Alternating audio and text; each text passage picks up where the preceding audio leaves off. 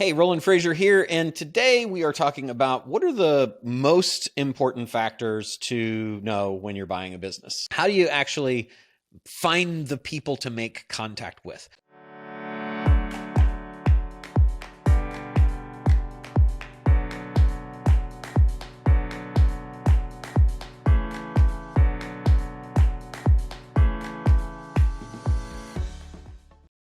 Well, referrals are the best. That's the easiest way to do it because you're getting introduced to the person with someone's arm wrapped around you saying, this is a good person who's interested in your company.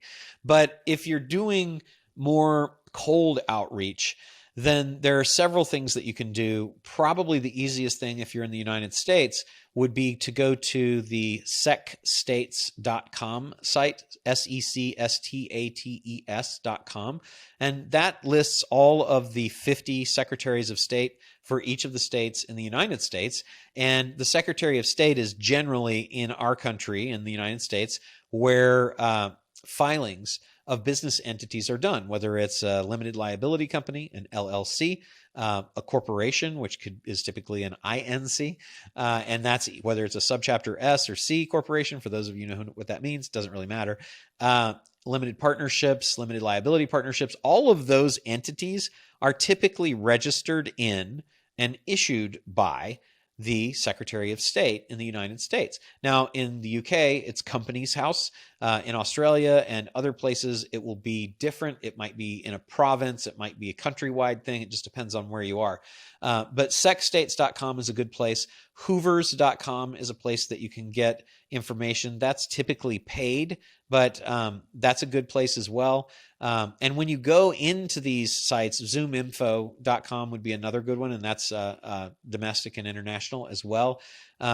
Those are good places that are online resources that you can go and find out who are the officers, directors, and sometimes who are the owners of the business. And their names, phone numbers often, and addresses very often are listed so that you can then mail them a letter or call them, or at least know who to go find to reach out. And how you're going to reach out depends on what you're good at. You can send a physical letter because nobody really sends those anymore that for that kind of thing. So you will definitely stand out. And a lot of times the addresses that are listed in the filing document or the filing agency records are home addresses. So it's not even a business address, which is really cool. Now you need to be careful not to sound too stalky when you're reaching them out. I tracked you down and found your home address and now I'm emailing you here. So sell me your company.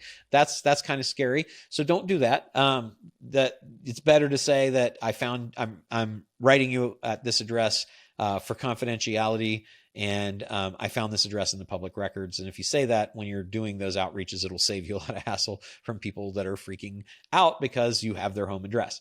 So those are some online resources. But the easiest thing to do, and what I'd start with first, is just call the company and say to whoever answers the phone, hey, who's the owner of the company? I have to send them some information. They'll tell you very often, right? And then you have that information.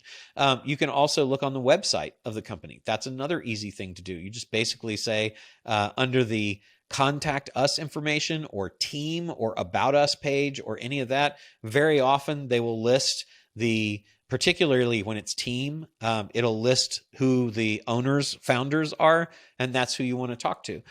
You can also Google and look for information about occupancy permits, business licenses, or other things like that. All of those typically have the owner information on them. So those are just some places that you can go to start that outreach, and then you send them information that we've talked about in some of our other episodes. If you want a lot of additional really cool stuff, I've got a whole channel full of it, and you should subscribe so that you don't miss any of it, because I'm uploading videos all the time. There's a lot of things that are changing in this area, and you don't want to miss out. You don't want to do it wrong, and you don't want to make the mistakes I made. Subscribe so that you don't miss out, and then check out this next video.